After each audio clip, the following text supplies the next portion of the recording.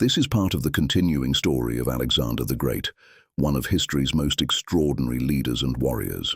What you're about to see is the most historically accurate recreation available of the Battle of the Granicus, fought in 334 BC, almost 2,350 years ago. In a previous film, I shared the complete life story of Alexander, from the young prince of Macedon to the man who would one day stand at the edge of the known world. If you haven't yet seen that story, I encourage you to watch it when time allows. It will help you understand the mind and destiny of the man you're about to witness in battle. So now let us return to the spring of 334 BC, when a 22-year-old king crossed into Asia for the first time. This is the Battle of the Granicus.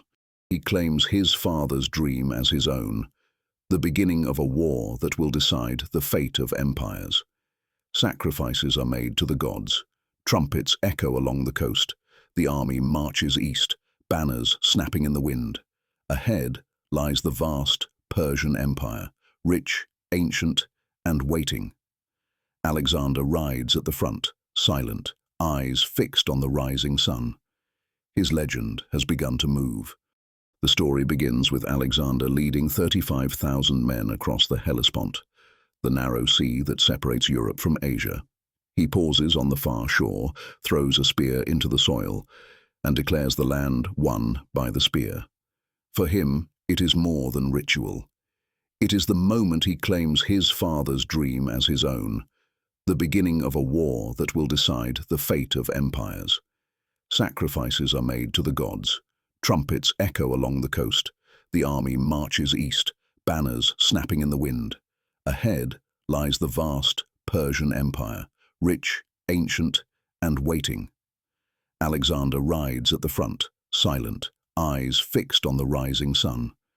His legend has begun to move. To the east, the Persian satraps gather in council.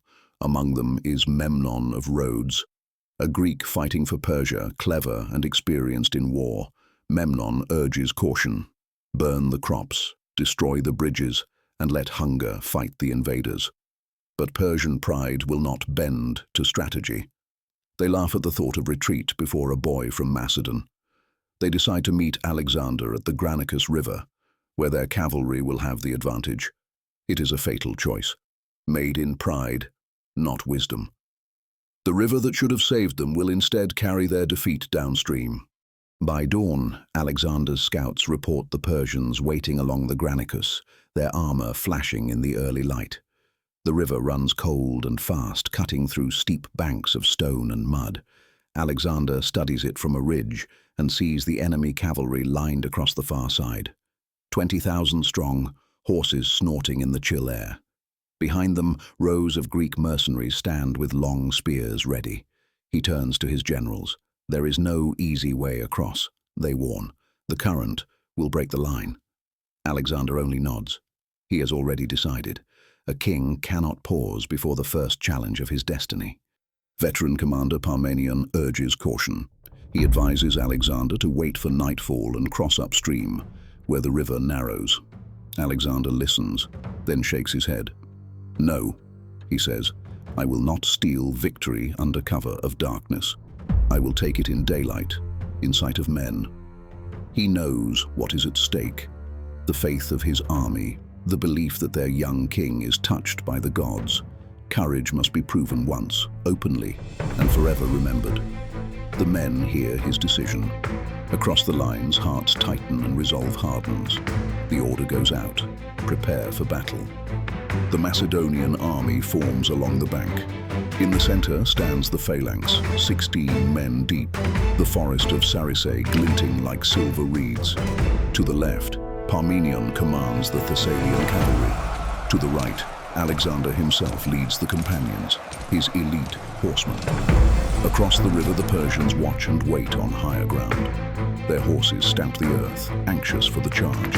Alexander rides the line, calling to his men, "Remember your training, remember your king." Remember your training. Then, with a single raised arm, he signals the attack. Trumpets blare. Macedonian light infantry surge forward, archers and javelin men splashing into the current. Arrows whistle back from the Persian bank. Men slip on stones, shields clashing, the river a chaos of spray and blood. They fight to gain a foothold, but the current pulls them down. Yet their struggle serves its purpose. They draw the Persians forward, revealing where the line is weakest.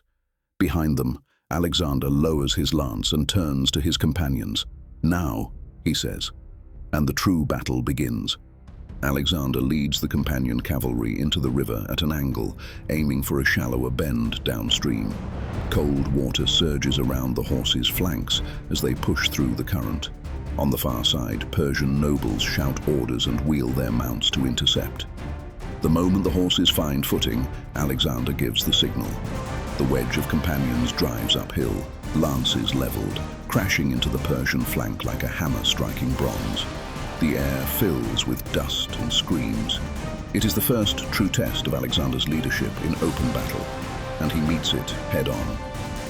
The fighting is brutal and close. Alexander's crest is struck by a Persian noble named Rhoesaces. The blow slices through his plume, nearly taking his head.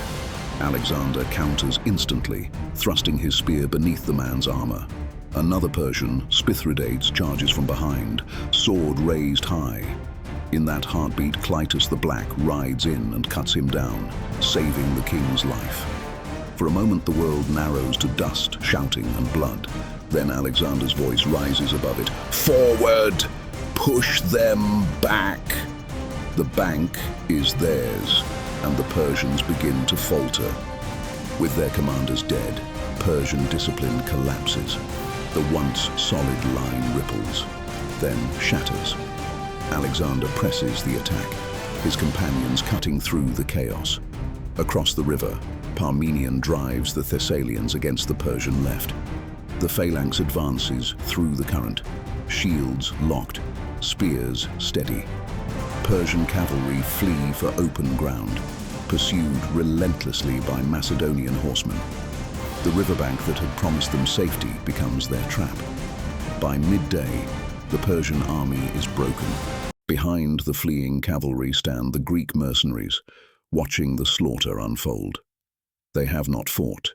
They have waited, hoping to see which way fortune would turn. Now surrounded, they throw down their shields. Alexander spares few of them. To fight for Persia against Greece, he says, is betrayal. And betrayal must have its price.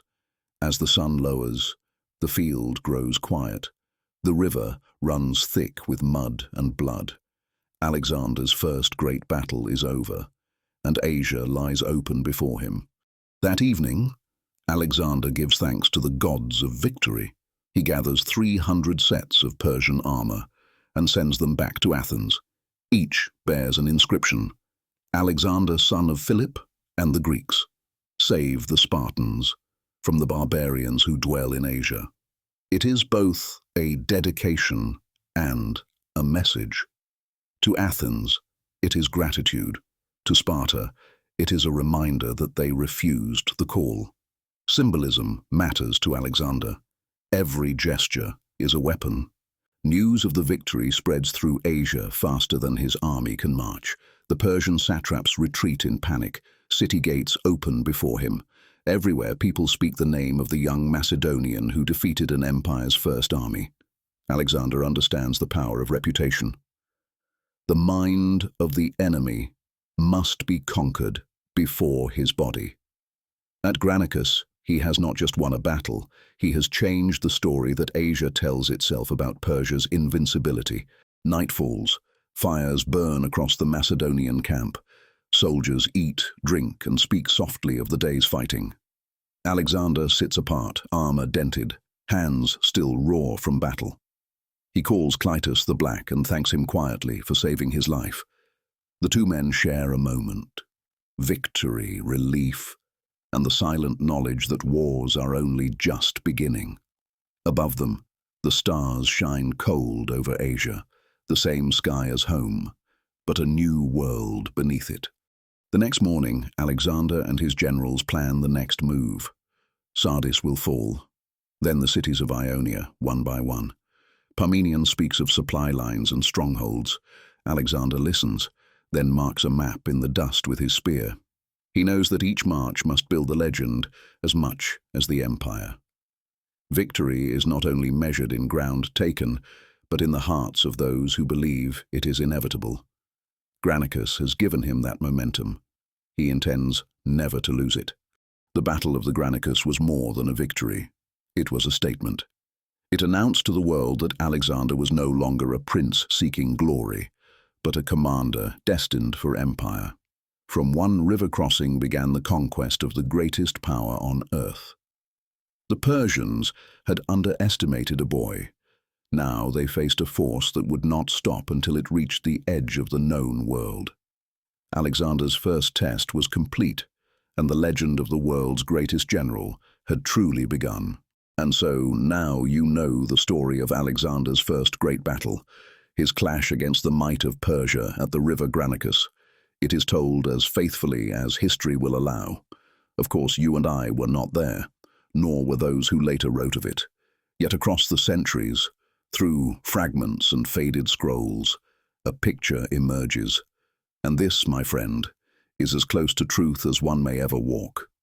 At Granicus, the boy became a king of destiny, and the river that ran red that day carried his name into legend.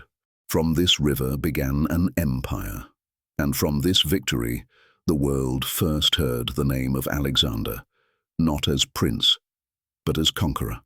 From here, we will march with him again, to Issus, to Tyre, and beyond, as I share his next battles in the story that follows. But for now, I thank you for walking beside me through this small chapter of his life. Every step, every sword, every heartbeat of this tale brings us closer to understanding the man behind the myth, Alexander of Macedon. If you have enjoyed this journey, I would be honored if you would subscribe to my channel, so that I may share with you more stories of great warriors and of the men who led them into the storms of history. And I ask one more thing. Share your thoughts. Tell me what you think of Alexander, of his story, of what you have seen and heard.